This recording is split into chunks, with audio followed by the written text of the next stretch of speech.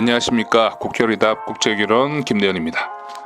제가 영상 업데이트가 항상 늦다 보니까 라오스 국제결혼 영상을 이제서야 업로드하게 됩니다. 더 난감한 건 행사 진행 초반부 촬영본 영상이 다 날라갔다는 거죠.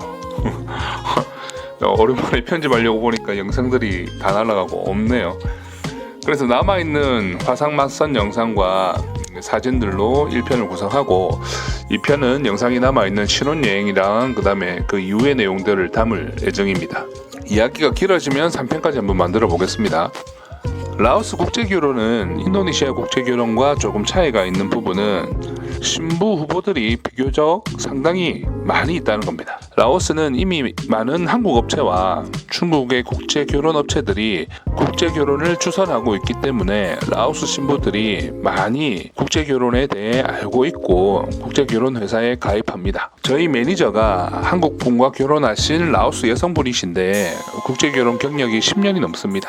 그러다 보니까 많은 신부 후보들 중에서 문제가 있을 수 있는 신부 후보들을 미리 가능한 거르고 하는 능력들이 다른 회사들보다 출중하지 않을까 생각합니다. 차이점이 인도네시아와 좀 다르게 라오스 화상 맞선은 화상 맞선에서 매칭될 확률이 높지가 않습니다. 외국분과 맞선을 본 경험이 없는 그 신랑분들에게 미리 경험을 하고 라오스에 도착하셔서 더욱 수월하게 진행을 할 수 있게 더욱 수월하게 맞선을 진행할 수 있도록 연습의 개념으로 보시는 게 좋을 것 같습니다. 신부들 중에 시골에서 오시는 분들도 많고 주 6일씩 혹은 7일씩 일을 하다 보면 그 화상 맞선 때 만나기로 했던 신부들이 또 당장 그날에는 못 나오는 경우들이 생기고 하거든요. 그래서 처음에는 화상 맞선을 진행 안 하려고 했습니다. 화상 맞선 때 봤던 신부들이 안 나오는 경우도 생기고 화상 맞선에서 반대로 신부들이 신랑을 보고 실망해서 안 나오는 경우도 있거든요. 그러니까 이게 장점도 있지만 단점이 항상 꼭 따라오지 않습니까? 그래도 저는 화상 맞선을 한번 진행해보고 이게 맞선 때 어떤 질문을 해야 된다, 어떤 분이랑 이야기를 한다라는 좀 이렇게 감이라도 갖고 오는 게 더 좋으니까 저는 가능하면 추진을 하려고 하고 있습니다. 다만 서두에 말씀드렸던 바와 같이 후보군들이 많기 때문에 맞선 당일날 이제 신랑을 만나고 싶어 하시는 신부들이 한 7명 정도의 신부들이 맞선장으로 오게 됩니다. 그러니까 30분 간격으로 이렇게 오시거든요. 그러니까 오전 내도록 맞선 보고 점심 때까지 본다고 보시면 됩니다.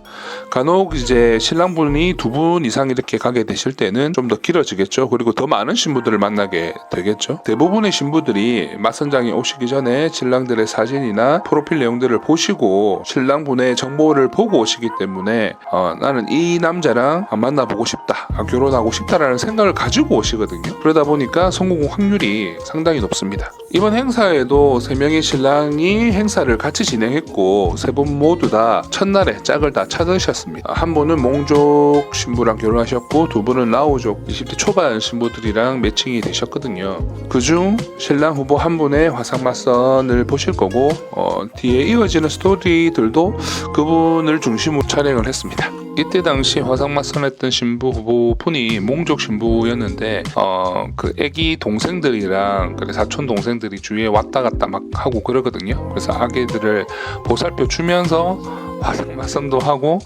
그랬던 기억이 나네요.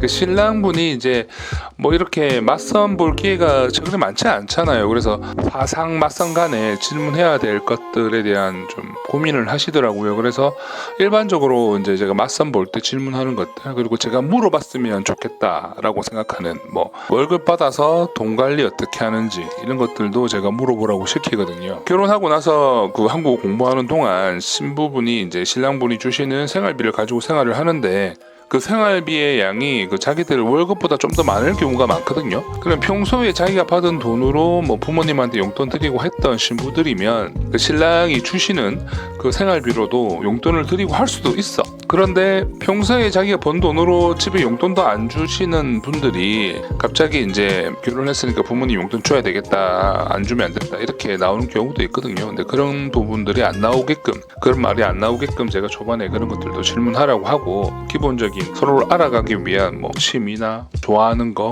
한국에 와서 하고 싶은 뭐 계획이 있는지 이런 것들, 뭐 구체적인 질문들은 이제 화상 맞선 아닌 현장에서 또 하겠지만 간단하게 물을 수 있는 것들도 제가 예시를 들어서 설명할 수 있게끔 그렇게 안내를 해드리고 있습니다. 네, 맞선 보는 현장인데요. 통역사랑 그리고 저희 매니저 혹은 제가 옆에 앉아서 이렇게 1대1 맞선 볼 때 같이 맞선을 도와드립니다. 맞선 현장에 저희가 필요한 이유가 이 통역사가 통역을 하더라도 그 이미 전달이 정확하게 안 될 때가 있거든요. 뭐 그런 부분에 대해서도 저희가 도와드리고, 신랑분들 성향에 따라서 좀 이렇게 말하는 게 쉽지 이렇게 자기 뜻을 정확하게 전달 못 하시는 분들이 간혹 계세요. 그럴 때도 또 좀 도와드리고 한국어를 또 번역해주는 그런 일도 하고 있습니다. 이 사진은 다른 커플 사진인데 이 커플이 정말 두 분 다 밝고 재밌었던 분이에요. 신랑은 또 오시기 전에 신부한테 드릴 그 커플 안경까지 준비해 오셔가지고 이렇게 사진도 찍고 하셨고, 또 다른 커플은 키 차이가 많이 났는데 신부가 정말 밝고 애교가 많은 분이었고, 신랑은 전형적인 착한 아저씨상 그런 느낌이에요. 이 밝고 건강한 캐릭터 때문에 행사 내내 우리 다 재밌게 보냈던 기억이 납니다. 그리고 우리 주인공님 이거 사진 보시다시피 부끄러워서 신부님 어깨에 손도 잘 못 올리고 그랬어요 처음에. 근데 신부분도 대단한 게 영어도 하시고 한국어도 조금 하시는 분이었거든요. 라오스에서 진짜 흔치 않은 인재인데, 그래서 월급이 좀 제법 괜찮았어요. 그래서 차도 할부로 이렇게 사셔서 직접 운영도 하시고 정말 인텔리한 분을 만나셨습니다. 그리고 결혼식 때 사진인데 신부마다 고향이 다 다르잖아요. 그러다 보니까 가까이 사는 신부들은 손님들이 많이 오시는데 멀리 사는 신분들은 많이 못 오시고 소수의 인원만 오셔서 이렇게 진행을 하게 되거든요. 그래서 행사 진행이 좀 아쉬웠던, 많은 가족들이 못 왔으니까. 라오스나 특히나 몽족은 대가족이 이렇게 축하해주는 분위기인데 그게 안 됐잖아요. 이 사진처럼 커플들이 행사 이후에 신랑이 다시 휴가를 낼 수 있을 때 다시 라오스에 들어오셔서 이제 가족 행사를 크게 좀 진행합니다. 요 가족 행사 하는 영상은 다음 편에 이어서 제가 좀 더 보여드릴게요. 재밌습니다. 마을 잔치처럼.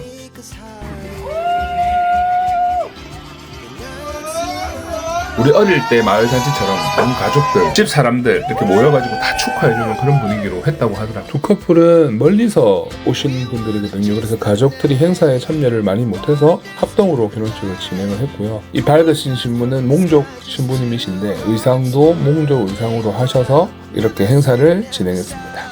이렇게 사진으로만 영상을 구성하고 나레이션을 깔아서 색다른 영상으로 찍게 되었는데, 다음 편은 영상들, 신혼여행 가서 좀 즐기고 우리끼리 좀 재밌게 노는 영상들도 들어가 있고, 이제 신랑 신부들이 하하 호호 웃으면서 즐겁게 있는 영상들이 많이 있으니까 이 편을 빨리 편집해서 올리도록 하겠습니다.